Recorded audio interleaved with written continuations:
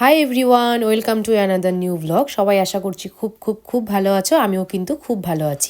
তো হাজারটা plan cancel হওয়ার পর ফাইনালি কিন্তু আমরা 3 বান্ধবী বাড়ি থেকে বেরোচ্ছি।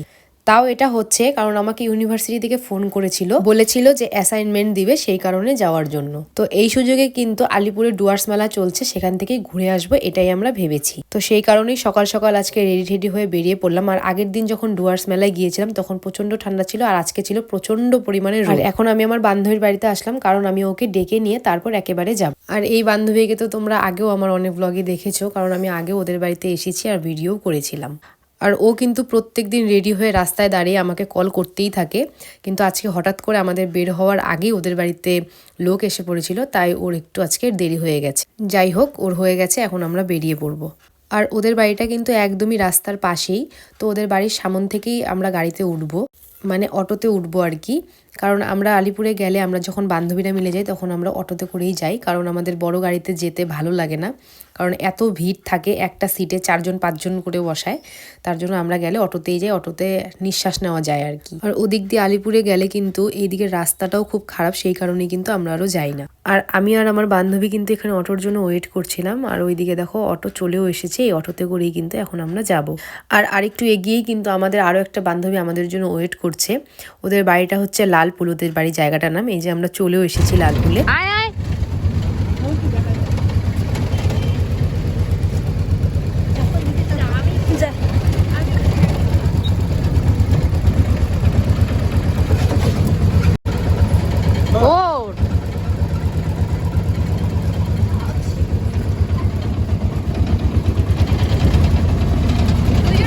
তো দেখো আমরা কিন্তু আলিপুরে পৌঁছে গেছি।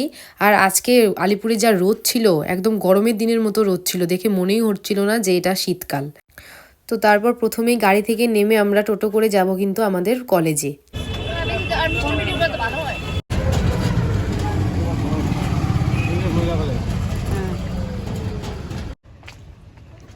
আমার মা তো আবার, আমি এতদিন ধরে আসি জীবন কোনোদিন এই কলেজে আমি লোক দেখিনি, আজকে তাও দেখলাম তুই একজন রে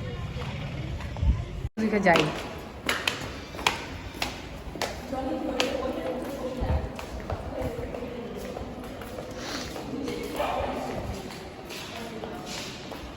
তো এই হচ্ছে আমাদের কলেজ, এখানেই কিন্তু আমাদের সমস্ত অফিসিয়াল কাজকর্ম হয়, কিন্তু ক্লাস কিন্তু হয় আমাদের কোচবিহার ওপেন ইউনিভার্সিটিতেই। তারপর লাইব্রেরিতে গিয়েছিলাম বই কালেক্ট করার জন্য, কিন্তু বন্ধ ছিল, আমরা বইও কিন্তু কালেক্ট করতে পারিনি। তো তারপর আমরা কলেজ থেকে বেরিয়ে গিয়েছি, কারণ আজকে তো তেমন কোনো কাজ হলো না, বইও কালেক্ট করতে পারলাম না। তারপর আমরা টোটো করে আবার চলে যাই মেলাতে। আমাদের টোটো ছাড়া কোনো গতি নেই, কারণ আমরা আলিপুরে তেমন কিছু রাস্তাঘাট চিনিও না, তাই যেখানেই যাই এখান থেকে এখানে গেলেও টোটো করে। মেলা কিন্তু বেশি একটা দূর না কলেজ থেকে, তাও আমরা টোটো করেই কিন্তু গিয়েছিলাম। এইখানেই দাঁড়াও।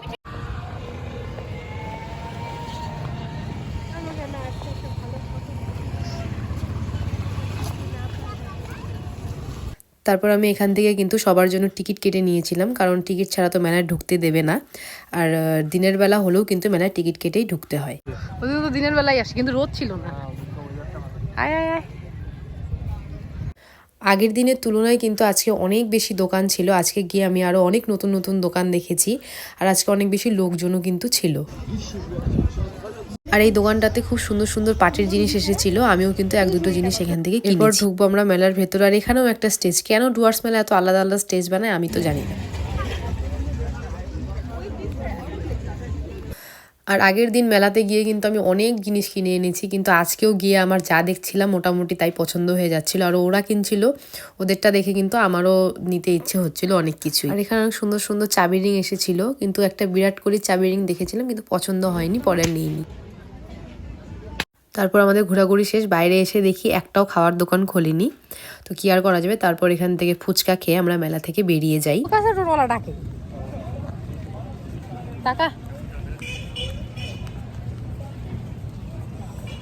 তাহলে এই বছরের মতো আমাদের ডুয়ার্স উৎসব কমপ্লিট হইলো এখানেই।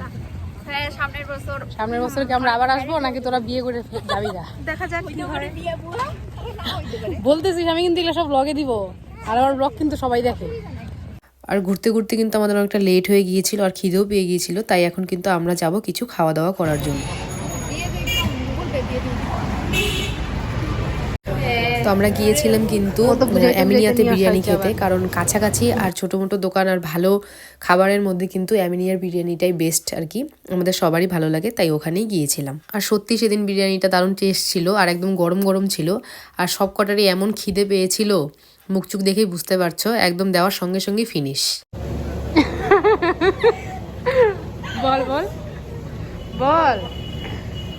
আর এখানে কিন্তু আমি ওদেরকে বিয়ে করে কামাখ্যাগুড়িতেই থেকে যাওয়ার কথা বলছিলাম, তাহলে আর কি সবসময় ওদের সঙ্গে দেখা হবে এটাই বলছিলাম, এটা নিয়ে হাসাহাসি হচ্ছিল। তোর আমার তুই কামাখ্যাগুড়ি থেকে যা, চিন্তা নেই। আর কি মুড়ি কি বানিয়ে নিব? আমি কি বানিয়ে নিব? হাত ভর্তি মিষ্টি কতগুলা। তো আমাদের ঘোরাঘুরি কাজকর্ম সব শেষ, আমরা কিন্তু গাড়িতে উঠে পড়েছি বাড়িতে যাওয়ার জন্য। তখন কিন্তু প্রায় 4:30-5টাই বেজে গেছে। এই দেখো একদম রোদ চলে গেছে, প্রায় অন্ধকারই হয়ে গেছে।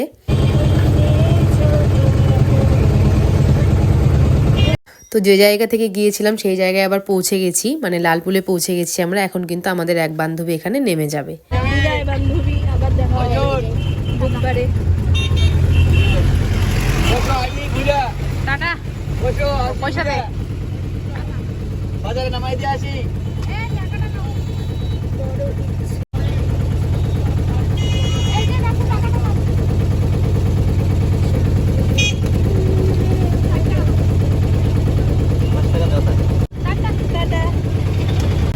এখানে আরও এক বান্ধবী নেমে যাবে, এখানে আমিও নামবো ভেবেছিলাম, কিন্তু এতটা অন্ধকার হয়ে গেছে আর কি, এখন আর মাঠ দিয়ে যাওয়া যাবে না, তাই ও শুধু একাই নেমে গেল এখানে।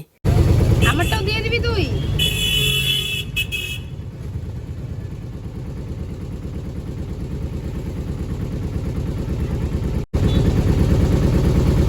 টাটা।